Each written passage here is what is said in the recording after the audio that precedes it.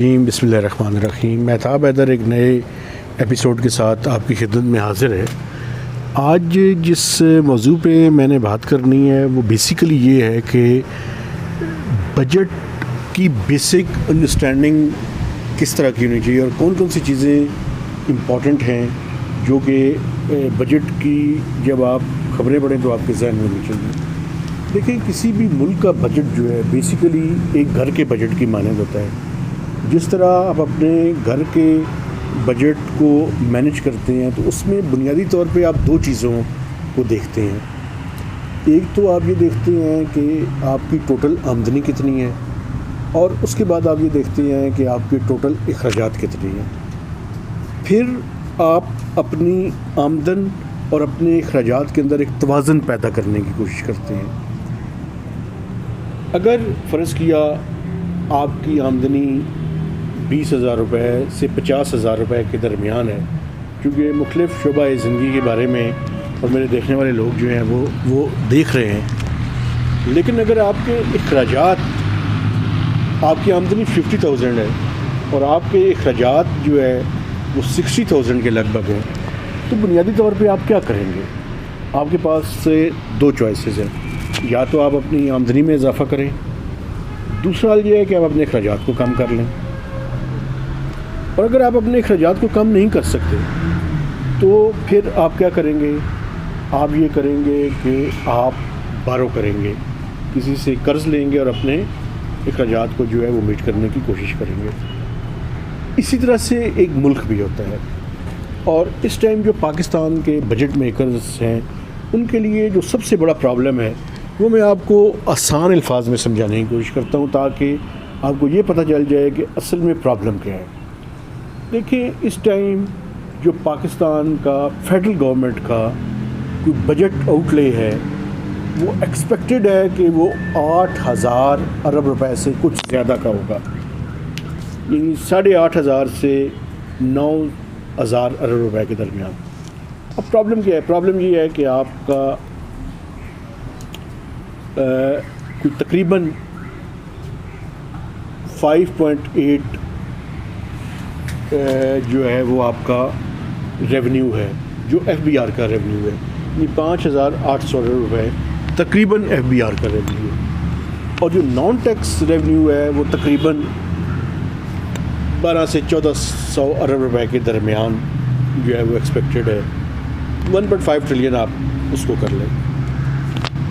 دیکھیں، اب جو آپ کے ایف بی آر کے ریونیوز ہیں اس میں سے 58% سے زیادہ آلموسٹ سبونشنز کو ملا کے 62.5%، مطلب اگر آپ کی 100 روپے آمدن ہے تو 62 روپے 5 پیسے تو آپ ویسے ہی صوبوں کے پاس چلا جاتا ہے۔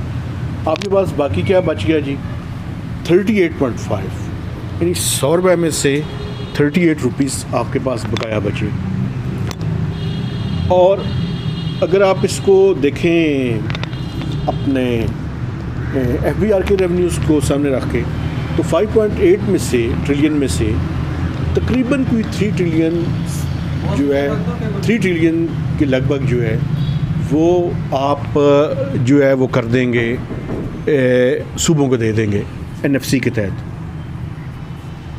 اور نان ٹیکس ریونیو میں چونکہ صوبوں کا کوئی شیئر نہیں ہوتا، وہ سارے کے سارے پیسے آپ کے پاس رہیں گے، تو یعنی فیڈرل گورنمنٹ کے پاس تقریباً 4.2 ٹریلین کے لگ بھگ پیسے باقی بچیں گے۔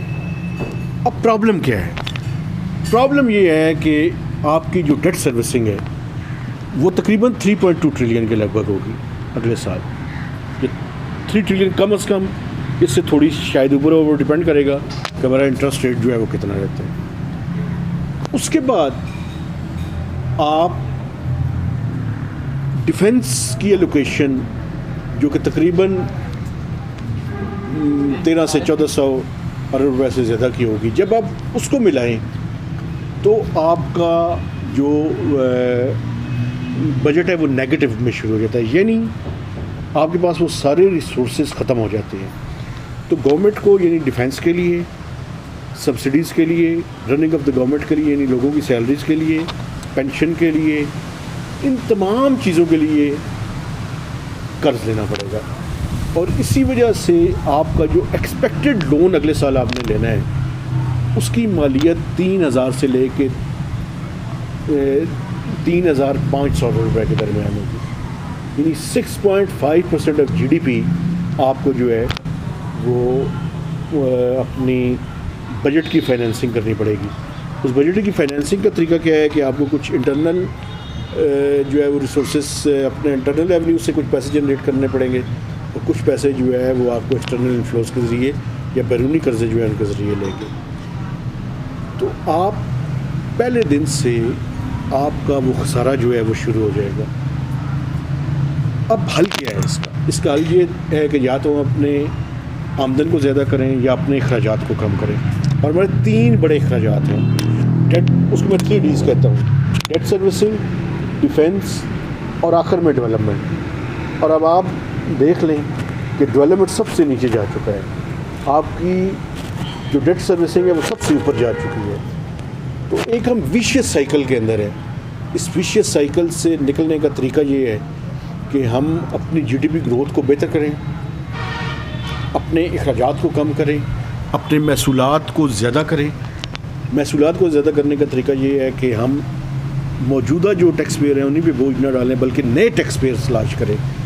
اگر یہ سارے اقدامات ہم کریں تو ہماری اکانومی کی سمت ٹھیک ہونی شروع ہوگی، اور اس پہ 1 سال میں یہ ٹھیک نہیں ہو سکتی۔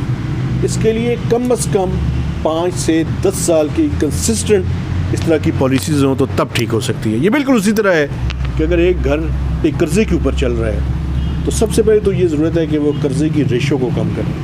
اس کا طریقہ یہ ہے کہ وہ اپنی آمدنی میں اضافہ کریں، اپنے اخراجات میں کم کریں، اپنے آپ کو پروڈکٹیو کریں، اپنی سکلز کو ڈیولپ کریں، اپنی ایجوکیشن کو ڈیولپ کریں، اپنی ہیومن ریسورس پہ توجہ دیں۔ اسی طرح سے ملک بھی ہے، اگر ہم یہ سارے کام کر لیں تو شاید ہم ٹھیک کر سکیں، اور اگر ہم یہ کام نہیں کر سکیں تو ہم ایک ویشیس سائیکل میں مزید دستے چلے جائیں گے اور اس کا پھر کوئی حل نہیں ہوگا۔ تو مہتاب حیدر کو نئی ویلاگ تک اجازت دیجیے، اور یہ بجٹ کی اسٹینڈنگ کے حوالے سے آپ کو کوئی سوال ہو تو آپ پلیز میرے واٹس ایپ پہ بھی کر سکتے ہیں، اور یوٹیوب کے نیچے جو آپ جو کمنٹس کرتے ہیں اس میں بھی کوئی سوال کریں تو میں حاضر ہوں، کوشش کروں گا کہ آپ کو مطمئن کر سکوں۔ تو مہتاب حیدر کو نئی ویلاگ تک اجازت دیجیے۔ خدا حافظ۔